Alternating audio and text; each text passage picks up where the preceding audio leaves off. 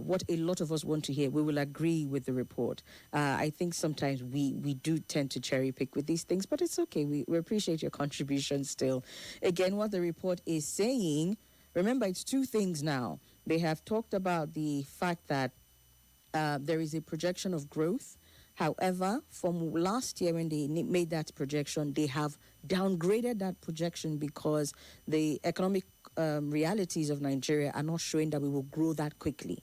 So they are saying that there is still a projection of growth. However, they have downgraded their projection from 4.4 to 4.1 for 2026, which in a way speaks to our current reality, right?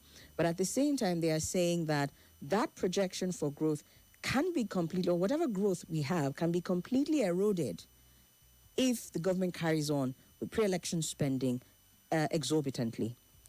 So when you are disagreeing with them, let me know which angle especially you're disagreeing with them on. Okay? Good afternoon. Hello? Is this right? No, this is Somi. Good afternoon, sir.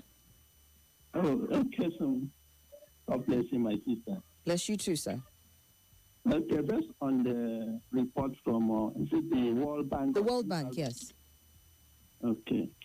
They say that because if we look at it carefully, for the past 15 years, our economy has been battered. Since from the time of... Oh dear. Do call back, sir. I don't know what happened with your network there, but please call back. Good afternoon. Hello? Welcome. Yeah, Somi, good afternoon. Good afternoon. My name is CJ from Autabali. Go ahead, sir. Somi, does the World Bank have to tell us whether our economy is good or not? Go to Wuse Market, come to Nyanya Market, go to Jukui Market, check our GDP, Somi. Who go to farm now, Somi? Will you allow, or Nigeria, we masses will allow the World Bank to tell us whether we are doing good in the economy or not? Even you people, journalists, have to do a color this thing and know whether things are moving well. To me, I don't believe in World Bank. Honestly, this anything World Bank of the whole Nigeria will hear it. But when a rice increase in market, nobody will hear it. It's bad. Nobody has to tell us who we are. We have to tell ourselves who we are. You understand? If we believe in the APC government economy to improve, it's capital lie. I didn't believe in Tinubu economy because they are, as far as Tinubu say we continue where Buhari stop, which means that even if we buy fuel at the rate of 2,000 ahead, so nobody will come and tell me, CJ, that Tinubu will do well in the economy. He carry all his Yoruba brothers full in the economic sector, in the finance sector. And what that was, we cry when Buhari is in there. And he said we continue. That's why we are crying for INEC. They should temper Jesse, they will temper Mercy for us. Let us select who will rule us. Please, let us select. We don't want to allow Tinubu to continue where Buhari stopped. You understand? It's bad. The economy is going down. Nigeria is going down. Nigeria cannot go World Cup for since 15 years now. Okay. So what are you telling me, Sumi? We are waiting for World Bank. And honestly, I do not believe in World Bank. I believe in what I'm seeing in physically, in spirit of Nigeria. Okay. Honestly, we have to push Tinubu away. We don't want to continue where Buhari stopped. All right, sir. I mean, I hear you. By all rights, by all means, you have the right to do what you want to do at the polls. Just ensure that you are properly armed with your PVCs to be able to go and make the decision. And hopefully, we're all able to have the options to choose from so that we can make the right decisions. But yes, the World Bank speaking, just to add a little more context to what they said, their projection had said that rising global oil prices can push Nigeria's headline inflation up by 3.1 percentage points. And this, they say, will happen largely because of transport and other energy-related costs. Is this a factual statement? Is this something that can happen if it is not properly managed?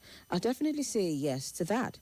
But they also advise that to contain possible inflation so that we don't have this projection that they're making, import surcharges and restore competition in markets. They said easing supply side constraints by reducing selected tariffs on food and key inputs, removing import subsidies, and restoring competition in PM's market would also help to moderate inflation.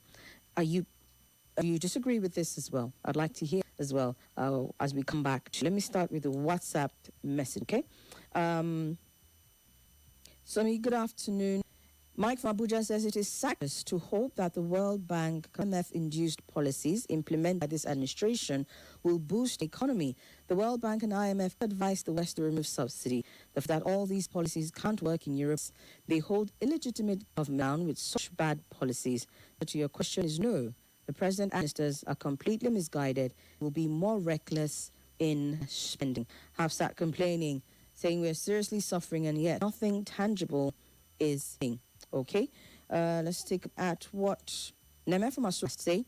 Says on the World Bank project, mere concocted in the interest of the Western economy. The bottom line is this.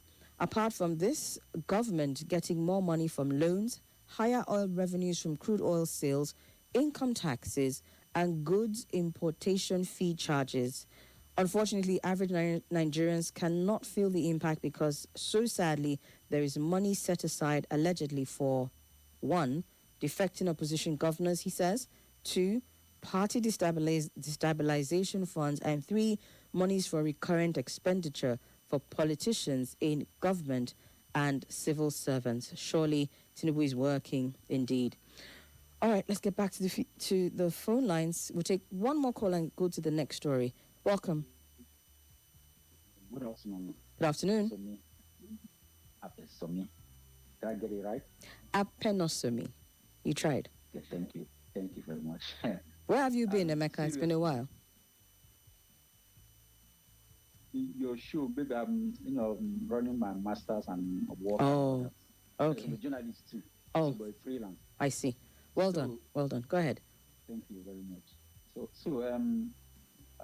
The issue we have is that there's been this call for economic diversification.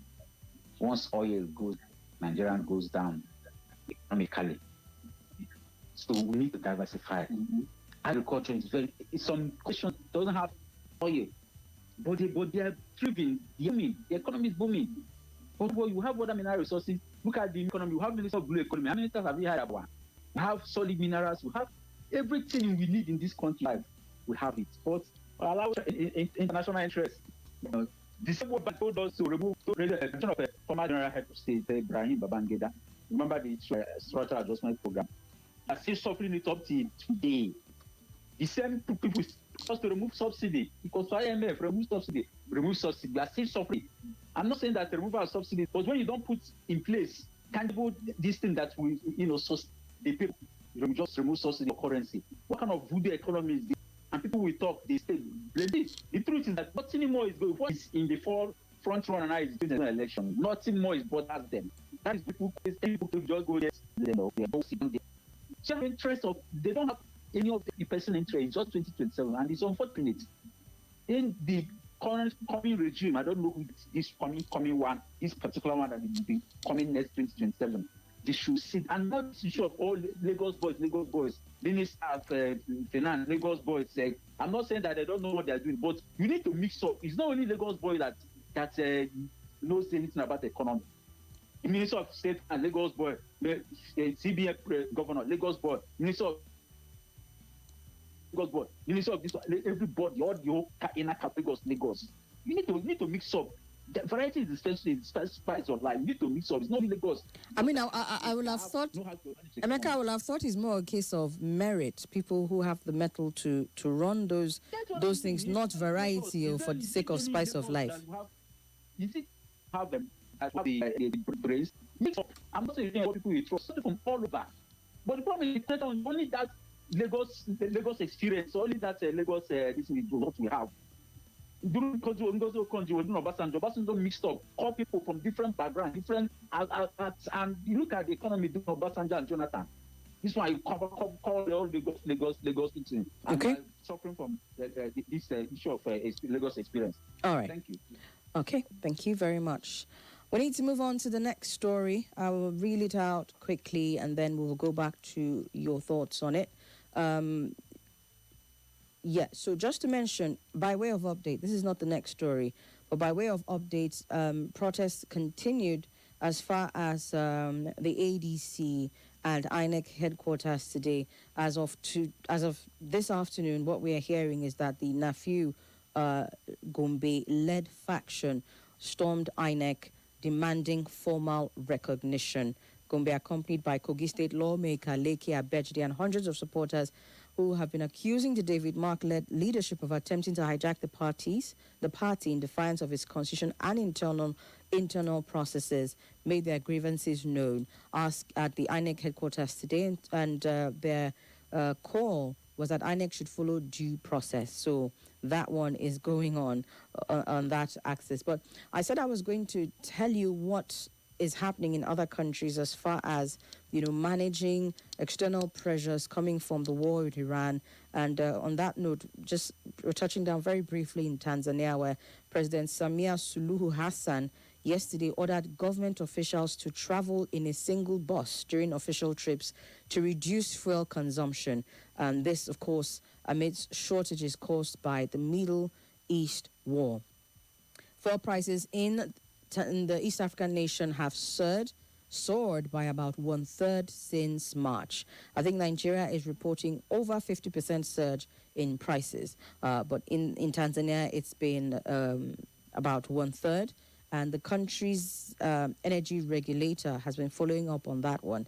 So Hassan, while speaking at a swearing-in ceremony for officials, said that during her own official trips, only her core convoy, which is her escort, police, and backup vehicle, will remain in the official motorcade. She has disbanded, or if you will, told the others, all the other components, if you will, of her convoy to just give it a rest, while at the same time urging that officials of her government should also consider austerity measures, if you will.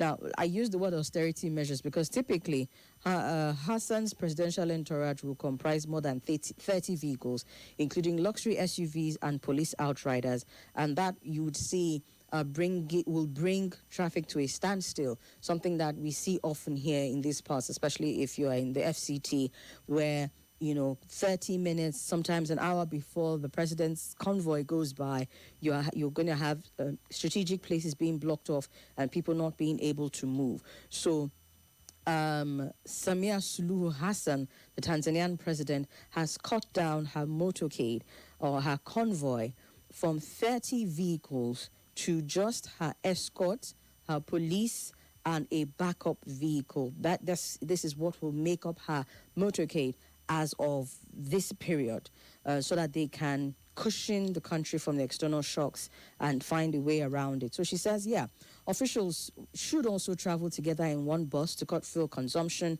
and all this happening because of the effective blockade of the Strait of Hormuz by Iran, through which a fifth of the world's oil and gas normally passes.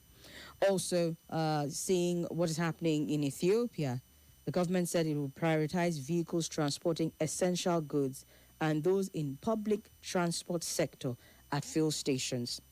So just to say that countries are constantly finding ways around this. And so, I mean, when it comes to what we're seeing here in the country and, the World Bank advising, on this and that, again, they're not advising to collect loan now. What they're saying is manage your pre-election spending.